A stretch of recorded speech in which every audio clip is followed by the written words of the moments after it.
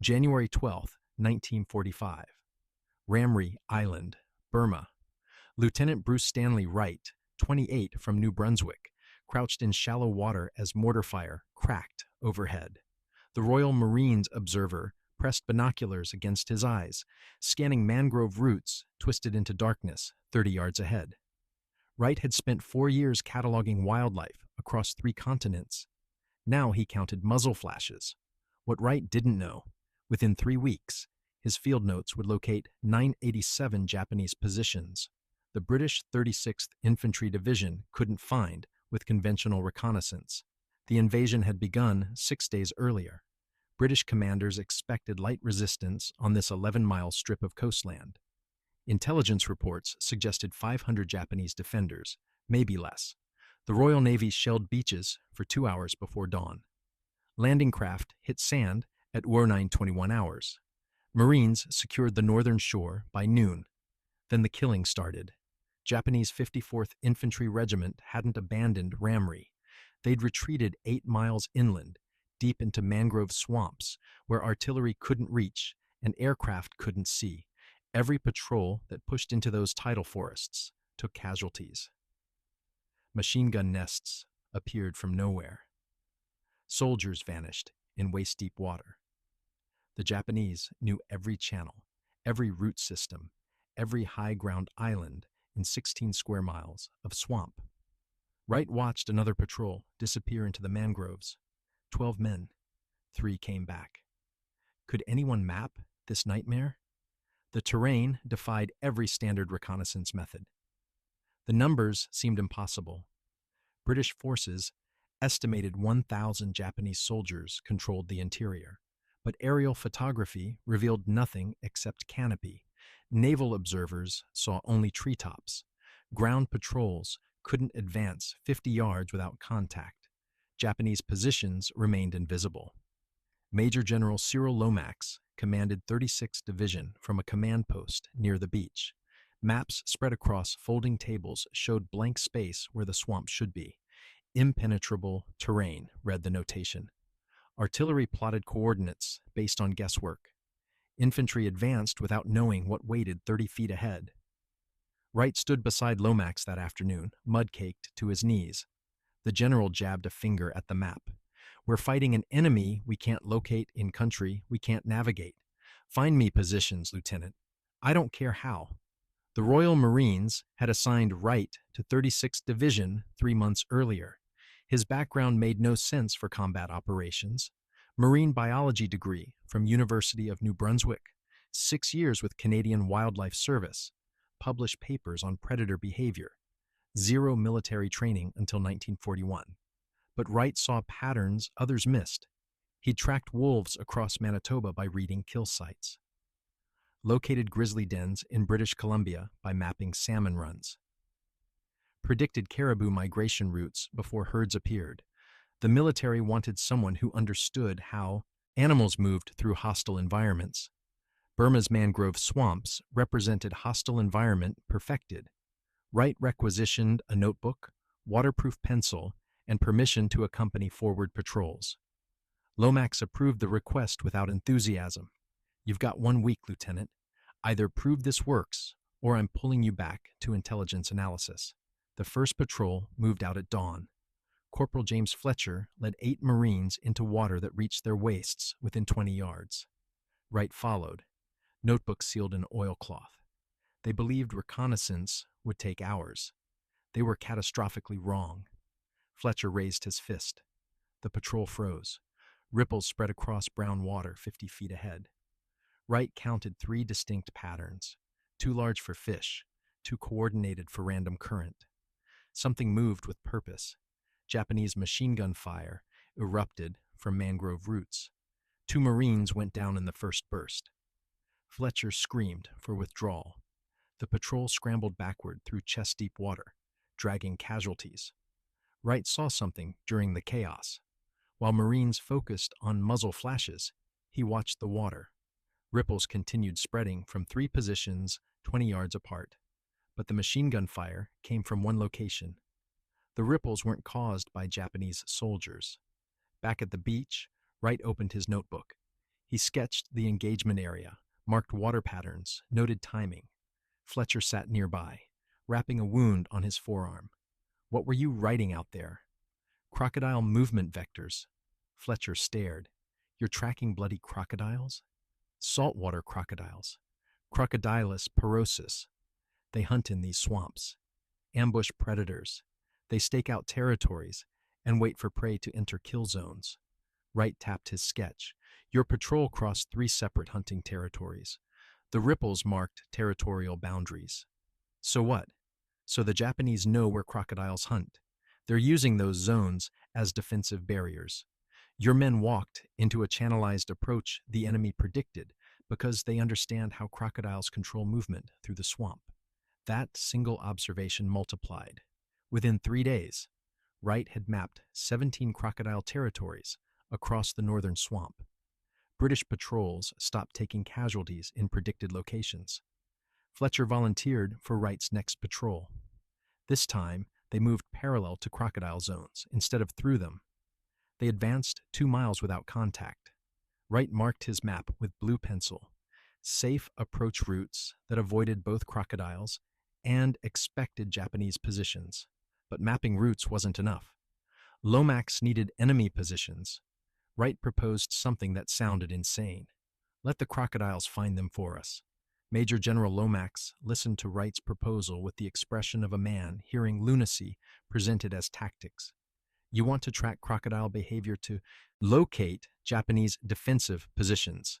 Yes, sir. Based on the theory that crocodiles react to human presence. Not theory, sir. Observable fact. Saltwater crocodiles are territorial apex predators. They respond to any intrusion in their hunting grounds. Japanese soldiers living in the swamp for 6 days have established patterns the crocodiles recognize as routine. When those patterns change, the crocodiles investigate. Lomax studied the map Wright had marked with blue and red pencil. Blue zones showed safe routes. Red marks indicated crocodile territories. And this helps us how? Japanese positions avoid crocodile zones where possible, but they can't avoid all of them. Some defensive strongpoints sit in territories the crocodiles already claimed. When the Japanese fortify those positions, they disturb established patterns. The crocodiles respond. We can track those responses to locate enemy emplacements we can't see with conventional reconnaissance. How could animals reveal what intelligence couldn't find? Wright explained through demonstration. He requisitioned a motorized dinghy and headed into the swamp with Fletcher's patrol at dawn. They stopped at the edge of a crocodile territory Wright had marked 3 days earlier. Brown water reflected nothing. Mangrove roots created shadows that defeated visibility beyond 10 feet. Wright dropped a weighted marker into the water. Ripples spread outward. He recorded the time, 0642 hours. Now we wait. 18 minutes passed. Fletcher shifted his rifle, scanning mangroves. This is barmy. Ripples appeared from the left. Wright pointed. There, juvenile male, 14 feet. He's investigating the disturbance in his territory. He marked the bearing on his map. The crocodile surfaced 30 yards away. Massive head broke water. Eyes like gun sights fixed on the boat. It submerged without sound. Now watch what happens next, Wright said. More ripples appeared. This time from the right. Larger pattern. That's the territorial dominant, probably 17 feet. He's responding to the juvenile's investigation. Territorial display. The large crocodile surfaced between the boat and the smaller one. Its head measured 3 feet from snout to skull base. It remained motionless for 10 seconds, then submerged. Wright marked both positions on his map. Then he drew a line connecting them. The dominant's territory extends from here to here. Notice the angle? He approached from the southeast, but didn't cross this line. Wright indicated the boundary on his map. Something in that direction disrupts his normal patrol pattern, or there's nothing there. Then let's find out. They motored slowly along the boundary Wright had mapped. Every 100 yards, he dropped another marker. Each time, ripples appeared within 20 minutes, always from the same side of the boundary line. The crocodiles investigated but never crossed into the southeast quadrant. Could their territory show what human eyes missed? Fletcher pointed ahead. There, see that? A platform built from mangrove poles sat 8 feet above the water, concealed by overhanging branches. Camouflage netting draped across the structure. Without Wright's crocodile mapping, the patrol would have passed within 30 yards and never seen it. Japanese observation post, Fletcher said. Has to be. They returned to base. Wright presented his findings to Lomax. The crocodiles show us boundaries. When those boundaries exhibit unusual gaps or distortions, it indicates human presence the animals avoid. Japanese positions create voids in normal territorial behavior. Lomax authorized 24 hours to test the method. Wright recruited 6 observation teams. Each team included a Marine patrol and Wright's hastily trained assistants, 3 Royal Engineers who'd worked as gamekeepers in Scotland before the war. They understood predator behavior and territorial mapping. The teams deployed across the northern swamp at dawn. Wright gave each team identical instructions. Locate crocodile territories, mark unusual boundary patterns, investigate gaps in territorial behavior. By sunset, they'd identified 32 Japanese positions. Artillery observers verified 13 through direct observation. The others sat too deep in the swamp for visual confirmation, but patrol reports matched Wright's predictions. Every position occupied ground where crocodile territories exhibited distorted boundaries. The advantages emerged through implementation rather than theory.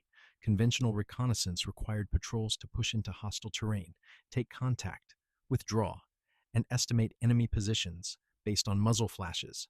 Casualty rates ran 30% per patrol. Information remained unreliable because Japanese positions shifted after engagement. Wright's method reversed the process. Observe crocodile behavior from safe distance. Map territorial boundaries. Identify distortions. Investigate from unexpected approaches. Contact rates dropped to 8%. Position accuracy increased because the Japanese hadn't changed locations. The crocodiles simply revealed where they'd been all along. Lomax expanded the program. Wright received authorization for 16 observation teams and priority access to aerial reconnaissance photographs. The Royal Air Force flew low-level missions at dawn and dusk, capturing images of water surface patterns. Wright correlated ripple formations visible from altitude with crocodile territories his teams mapped from boats. Patterns emerged that transformed tactical reconnaissance into predictive intelligence. Japanese defensive positions followed terrain logic. High ground islands, reinforced mangrove root systems, natural channels that funneled approach routes, but they also avoided specific areas despite tactical advantages. Wright identified these avoided zones through crocodile behavior. The largest saltwater crocodiles, dominant males exceeding 18 feet, controlled prime territories along major waterways. Japanese forces wouldn't establish positions in these zones because the crocodiles attacked anything that remained stationary long enough to threaten their dominance. Smaller crocodiles occupied secondary territories but displayed less aggressive behavior. Wright created a classification system. Red zones, dominant male territories. Japanese avoid. British patrols safe if moving quickly. Yellow zones, contested territories between multiple crocodiles. Japanese use sparingly for observation posts. Medium risk for patrols. Green zones, established territories with predictable boundaries. Japanese fortify when necessary. Boundary distortions indicate enemy presence. The system worked because it exploited asymmetric information. Japanese soldiers survived in the swamp by learning crocodile behavior, but they couldn't eliminate that behavior or disguise their impact on territorial patterns. Every position they occupied created observable changes in how crocodiles moved through adjacent areas. Opposition came from unexpected quarters. Colonel James Marsh commanded 4th Brigade, responsible for direct infantry operations against Japanese positions Wright identified. Marsh had fought in North Africa and Sicily. He trusted maps, artillery coordinates, and visual confirmation. Tracking animals to locate enemy forces struck him as desperation disguised as methodology. This is reconnaissance theater. Marsh told Lomax during a planning session. "We're basing tactical decisions on crocodile movements. What happens when the animals migrate? When weather changes their behavior? When we're wrong about a position and lose men because we trusted a bloody lizard instead of proper intelligence?" Lomax turned to Wright. "Answer the colonel's concerns." "Saltwater crocodiles don't migrate seasonally in this region, sir. These territories are established over years, not weeks. Weather affects surface behavior, but not territorial boundaries. As for accuracy, we've verified 87% of positions identified through crocodile mapping. That's 40% higher than patrol-based reconnaissance, and achieved with 70% fewer casualties." Marsh wasn't convinced. "Numbers are one thing, Lieutenant. Combat effectiveness is another. I need to know where the enemy is before my men advance. Your method tells me where crocodiles think the enemy might be. With respect, sir, your patrols tell you where the enemy was, usually after contact. Crocodile behavior tells you where they are before you commit forces. The difference is operational tempo. You can shape engagements instead of reacting to them." What Marsh didn't know: 72 hours later, his refusal to use Wright's mapping would cost 37 casualties in a single advance. The first major test came January 19th. Lomax ordered 4th Brigade to clear Japanese positions, blocking the inland approach to Ramree town. Intelligence estimated 200 enemy soldiers controlled a 3-mile section of swamp between British forward positions and the objective. Wright provided Marsh with detailed maps showing crocodile territories and 43 suspected Japanese positions based on territorial boundary distortions. Marsh used the maps for general orientation, but relied on conventional patrol reconnaissance for final approach routes. The attack began at 05:30 hours. 4 companies advanced along what appeared to be the most direct route to the objective. They moved in column through chest-deep water, following a channel that split 2 crocodile territories Wright had marked as contested. Japanese machine guns opened fire at 05:47 hours. The lead company took 17 casualties in the first 90 seconds. Marsh ordered withdrawal under smoke. The operation failed without reaching halfway to the objective. Could Wright's mapping have prevented the disaster?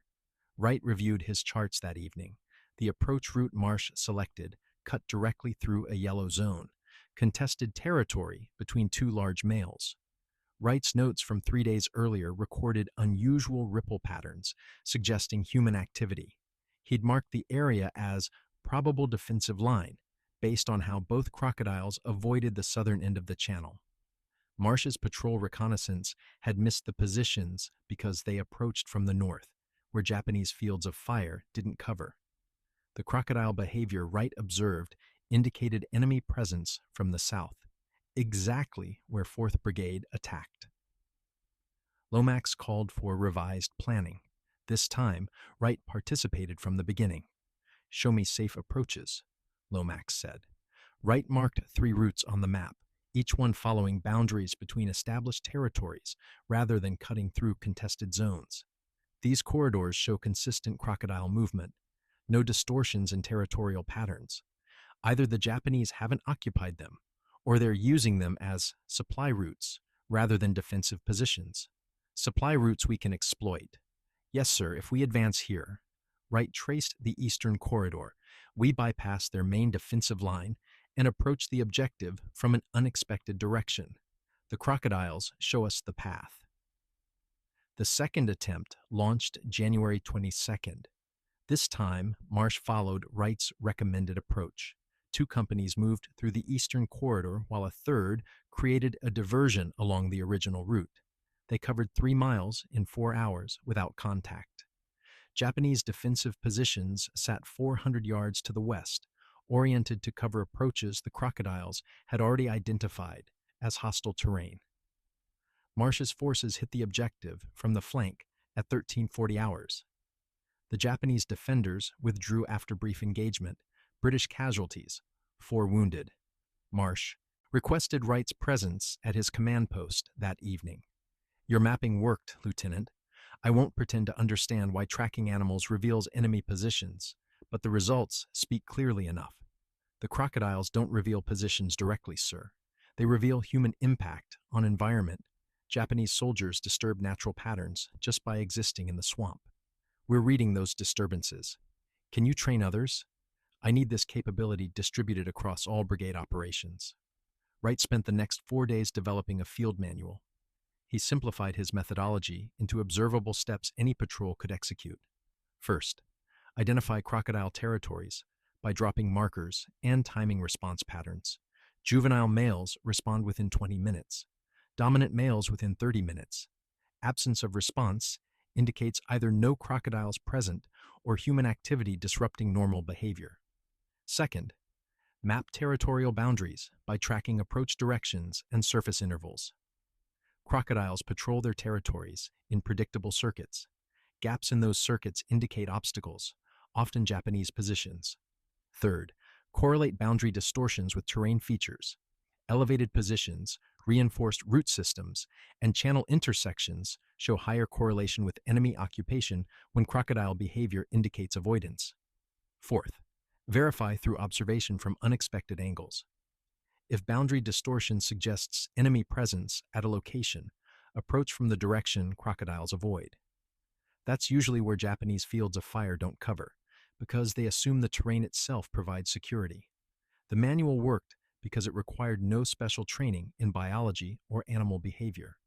Marines learned to recognize basic patterns through repetition. Drop marker, observe response, mark territory, identify gaps, simple procedure, significant results. Wright trained 12 observation teams by January 27th. Each team deployed with forward elements of 36th Division. They mapped territories ahead of advancing infantry, identified likely enemy positions, and recommended approach routes that exploited gaps in Japanese defensive coverage. But the system revealed something unexpected. Japanese forces were disappearing. Patrol reports from January 28th described abandoned positions. Machine gun nests sat empty. Ammunition still stacked beside weapons. Observation posts showed evidence of recent occupation, but no defenders. Supply caches remained intact. Wright reviewed his latest crocodile territory maps. Boundaries had shifted dramatically over the previous 48 hours. Territories that showed distortion on January 25th now displayed normal patterns. Areas previously clear of activity now showed multiple distortions indicating concentrated human presence.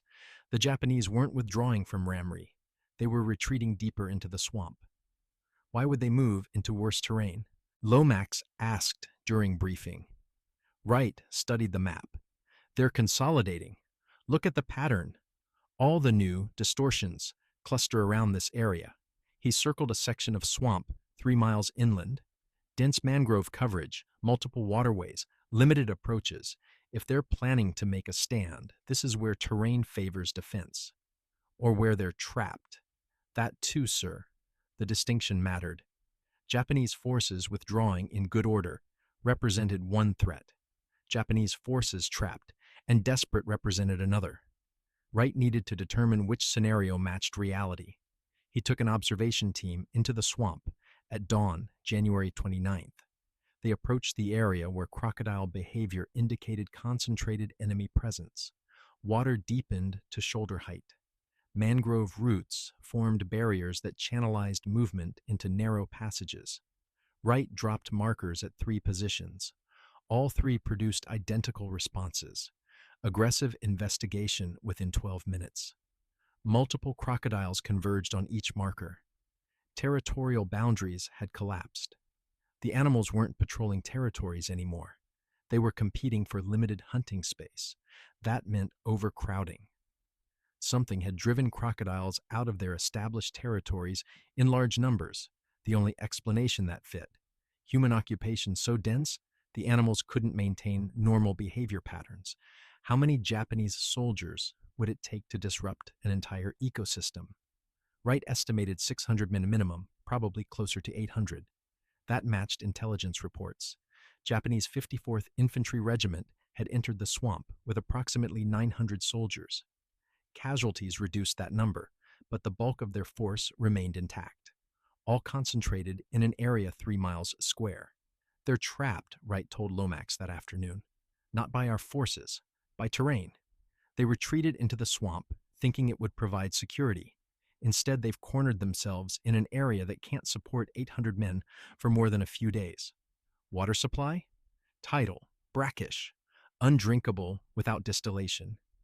Food supply depends on whatever they carried with them, plus whatever they can forage. That swamp produces almost nothing edible for humans. Even the crocodiles are struggling. That's why territorial behavior collapsed. Too many predators, not enough prey. Then we wait. We map their perimeter and cut off any withdrawal routes. The swamp will do the rest. But the Japanese had one option.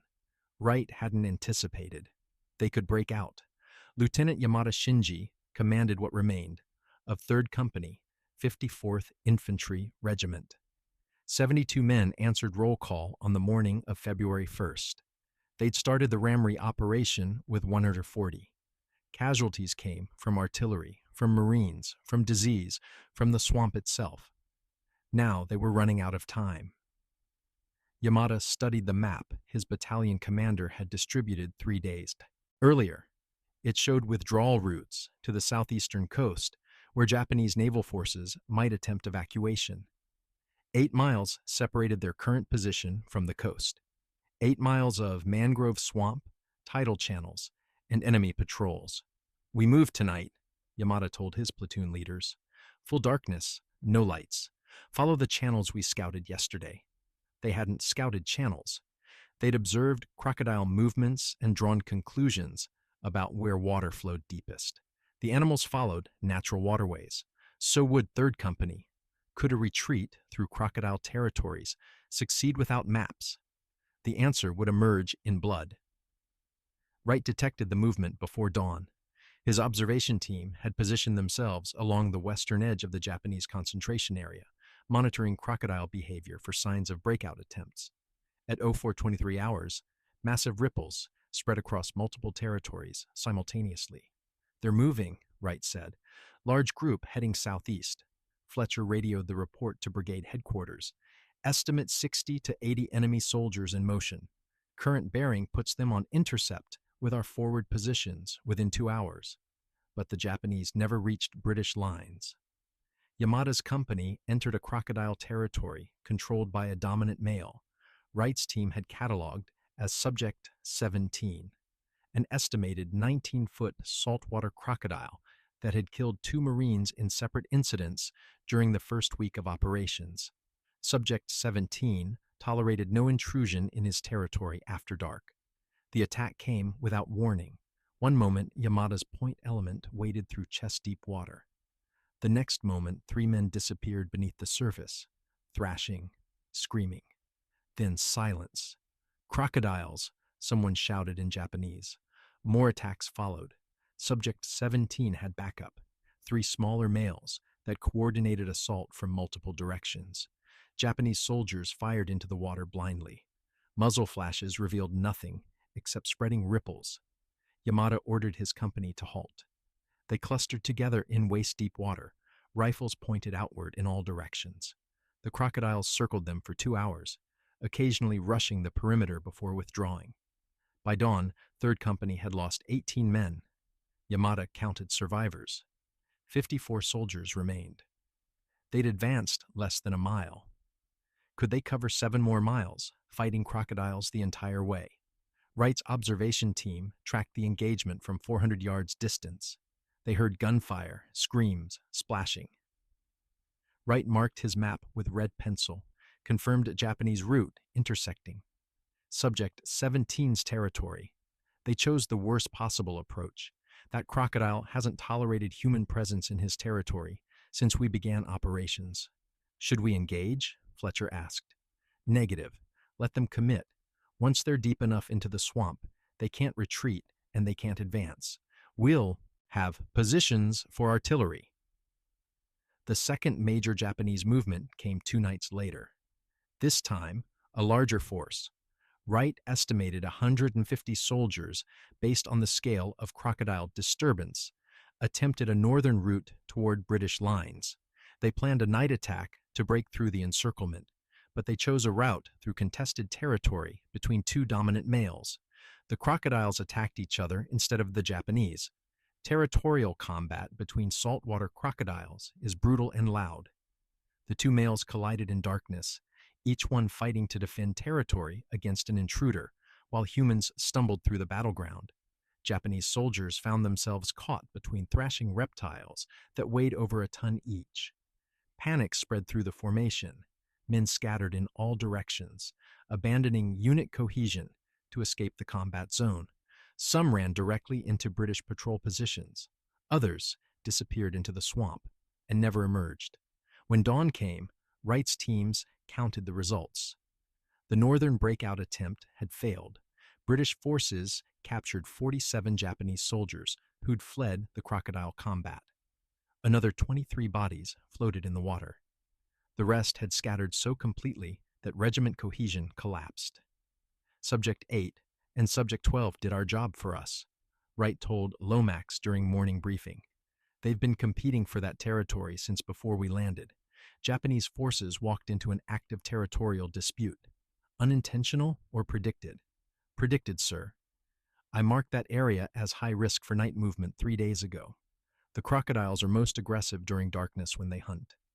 Any large group crossing that boundary was going to trigger defensive response from both males. The intelligence proved critical for next phase planning.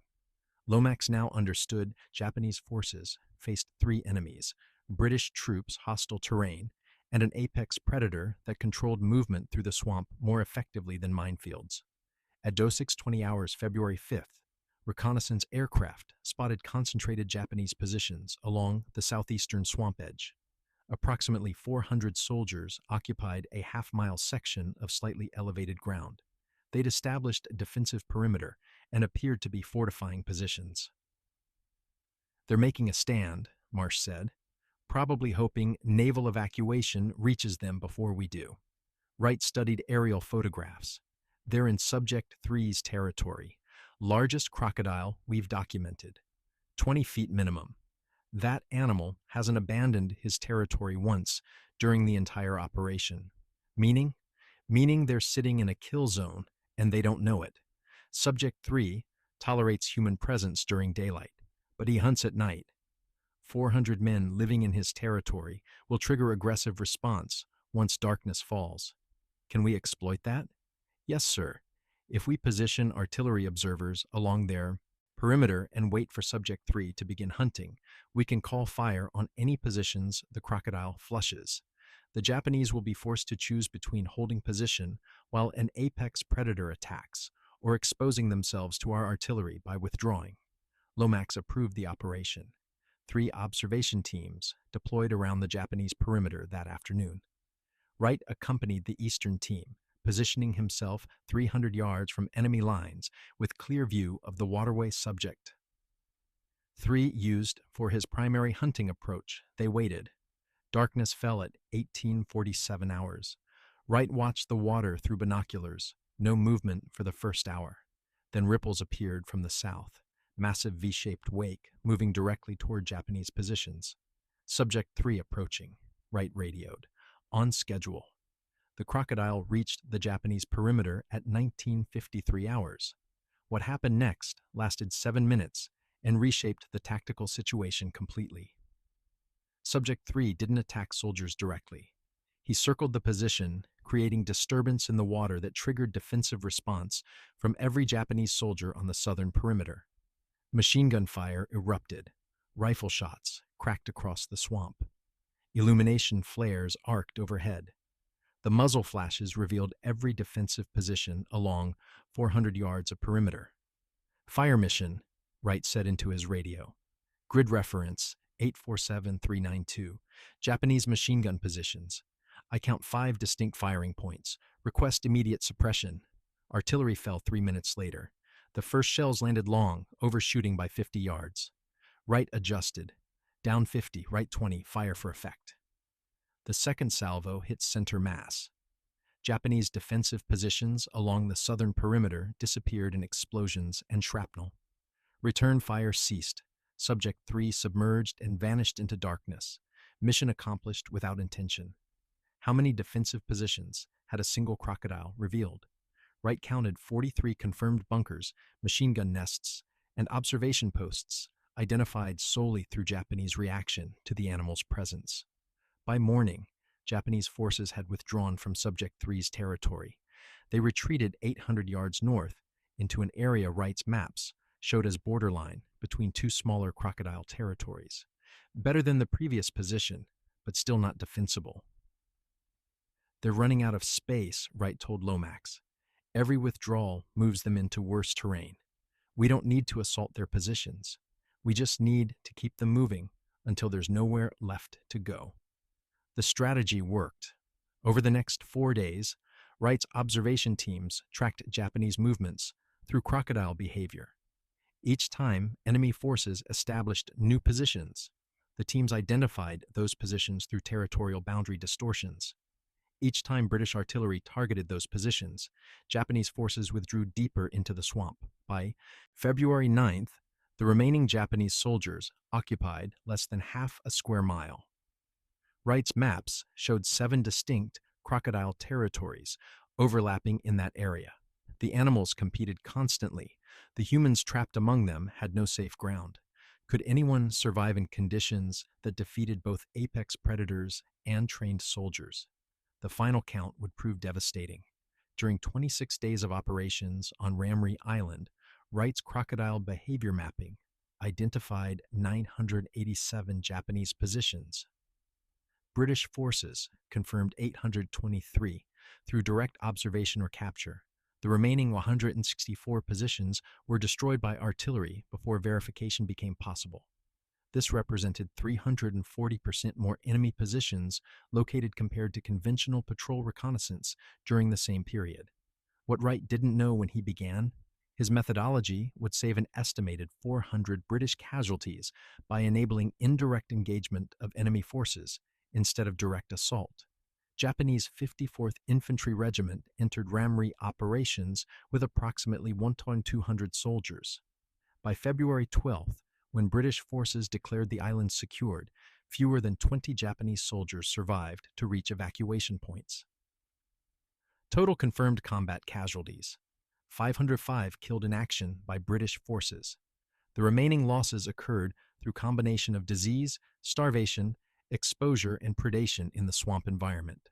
Wright's documentation included detailed notes on crocodile attacks observed during operations. He recorded 68 confirmed instances of saltwater crocodiles killing or wounding Japanese soldiers. Most attacks occurred at night when human movement intersected established hunting territories.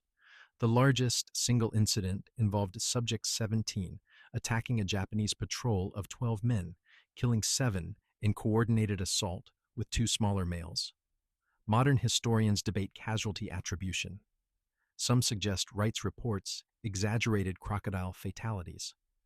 Others note that Wright's field observations represented the only systematic documentation of human-crocodile interaction during sustained military operations. His notes remain the primary source for understanding how apex predators respond to prolonged human presence in mangrove environments. The strategic impact extended beyond Ramree. British forces adapted Wright's methodology for subsequent operations in Burma's coastal regions. Royal Marines incorporated basic animal behavior observation into reconnaissance training. The principle proved simple. Apex predators reveal human presence through territorial response patterns. Map those patterns, locate the humans. Allied intelligence analysts in Southeast Asia Command requested Wright's field manual in March 1945. Copies reached units preparing for operations in Malaya and the Dutch East Indies. The methodology influenced planning for amphibious assaults on Japanese-held islands, where dense jungle and swamp terrain defeated conventional reconnaissance. But practical application faced limitations. Wright's success on Ramree depended on specific conditions: stable saltwater crocodile populations with established territories, Japanese forces operating in those territories for extended periods, and time to map territorial patterns before major operations began. Few subsequent operations met all 3 requirements. The doctrinal legacy proved more significant than tactical adoption. Wright demonstrated that environmental observation could supplement traditional intelligence gathering. His work influenced post-war development of ecological reconnaissance, using animal behavior, vegetation patterns, and terrain analysis to predict enemy movement and locate positions. Modern military forces employ similar principles when operating in unfamiliar environments. Could environmental intelligence replace conventional reconnaissance? The question remains debated. What remains undebated? Wright's methodology worked when traditional approaches failed. On Ramree, crocodiles succeeded where patrols struggled, and aerial observation saw nothing. After February 1945, Wright continued serving with Royal Marines through the end of Pacific operations. He participated in planning for amphibious assaults on Japanese-held islands, though none replicated the conditions that made Ramree unique. Japanese surrender in August 1945 ended his combat service before he could test his methodology in other theaters. Wright returned to Canada in October 1945. The military offered him permanent position as wildlife reconnaissance specialist. He declined.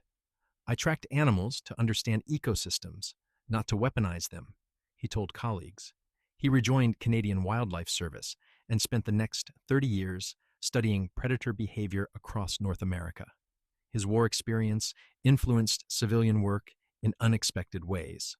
Wright developed predator mapping techniques for wildlife management that paralleled his military methodology. He taught park rangers to read territorial patterns in wolf populations, grizzly bears, and mountain lions. The principle remained constant. Understand how apex predators control space, and you understand the environment itself. Wright published his Ramree observations in 1962 through the Journal of Wildlife Management. The paper Territorial Behavior of Crocodilus porosus Under Combat Conditions became required reading for military intelligence schools in Britain, Canada, and Australia.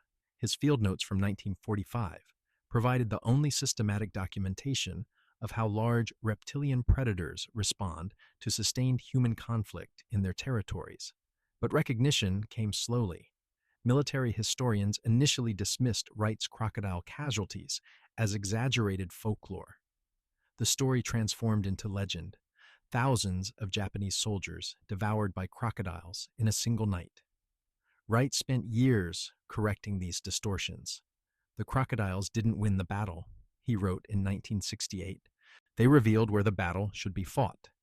Major General Cyril Lomax retired from military service in 1948. He maintained correspondence with Wright until his death in 1971. In private letters, Lomax credited Wright's methodology with reducing 36th Division casualties by 40% during Ramree operations. "You gave us eyes in terrain that defeated every conventional reconnaissance method. That's worth more than any weapon we deployed." Colonel James Marsh commanded British forces in Malaya during the emergency from 1948 to 1952. He attempted to replicate Wright's environmental reconnaissance, using tiger behavior to locate communist insurgent camps. The methodology failed because tigers avoided human presence entirely rather than establishing territories around it. Marsh concluded that Wright's success depended on crocodiles' unique willingness to coexist with human activity while maintaining territorial behavior. Did other commanders try similar approaches? Records show scattered attempts. Australian forces in New Guinea studied cassowary movements to predict Japanese supply routes in 1944. Results proved inconclusive. American Marines in the Philippines attempted to track enemy positions through disturbances in fruit bat colonies. The program ended after 2 weeks, when researchers concluded bat behavior correlated more strongly with weather than human activity. Wright's methodology worked on Ramree because saltwater crocodiles represented the rare combination of apex predator and territorial stability. Most large predators flee human conflict. Crocodiles simply adapted their territories and continued hunting. Fletcher, the corporal who accompanied Wright on his first observation patrol, survived the war and immigrated to Australia in 1947. He worked as crocodile hunter in Northern Territory until 1965. In interviews late in life, Fletcher described Wright as the only officer I met who understood that nature doesn't stop for war, it just adjusts. Wright read those adjustments better than any intelligence analyst could read maps. The observation teams Wright trained dispersed after Ramree. Most returned to conventional military service. 3 became wildlife biologists after the war. 1, Private Thomas Hendricks from Yorkshire, credited Wright's training with inspiring his career as conservation officer in Kenya's national parks. Wright taught us to see patterns in chaos. That skill translates beyond military operations. Japanese survivors of Ramree operations provided limited testimony about their experience. Most refused to discuss the retreat through the swamps. Lieutenant Yamada Shinji, who led 3rd Company's failed breakout attempt, surrendered to British forces on February 8th. During interrogation, he described the retreat. "We knew the crocodiles hunted those waters. We thought we could avoid them by moving quickly. We were wrong. The animals knew every channel, every crossing point. They waited, where we had to pass." Yamada survived imprisonment and returned to Japan in 1947. He never spoke publicly about Ramree again. By 1975, Wright's work influenced emerging field of conservation biology. His territorial mapping techniques became foundation for studying how apex predators respond to human encroachment in natural habitats. Researchers studying crocodile populations in Australia and Africa referenced Wright's 1945 field notes when developing non-invasive monitoring methods. Modern military forces employ environmental intelligence specialists in reconnaissance units. Their training includes basic ecology, predator behavior analysis, and terrain assessment through biological indicators. The discipline traces directly to Wright's methodology, not because animals locate enemies, but because environmental disruption reveals human presence. Would Wright approve of military applications of his work? He addressed the question in 1980 interview. "I used science to save lives. If that science also helped kill enemy soldiers, I accept the contradiction. War creates impossible choices. I chose to protect the men beside me using knowledge others dismissed as irrelevant." Wright died in 1991, at age 74. His obituary in Canadian Wildlife Service newsletter mentioned his war service in a single sentence. Colleagues remembered him primarily for contributions to wolf conservation and grizzly bear research, but military historians remember Ramree. The operation demonstrated that unconventional thinking produces conventional results when traditional methods fail. Wright saw patterns in crocodile behavior that revealed tactical intelligence others couldn't access. His innovation wasn't technical or tactical. It was observational, recognizing that nature's response to human presence provides information when direct observation becomes impossible. Does his methodology remain relevant? Special Operations Forces in tropical environments still study Wright's field manual. The lesson endures beyond specific tactics. Understand your environment completely, including the apex predators that control it. They operate by rules you can observe and predict. When human enemies disrupt those rules, the disruption becomes intelligence.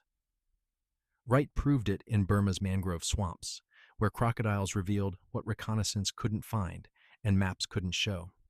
987 Japanese positions identified through territorial behavior of animals that cared nothing for war, but everything for control of their hunting grounds.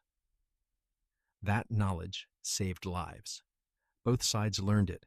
Only one side survived to apply it.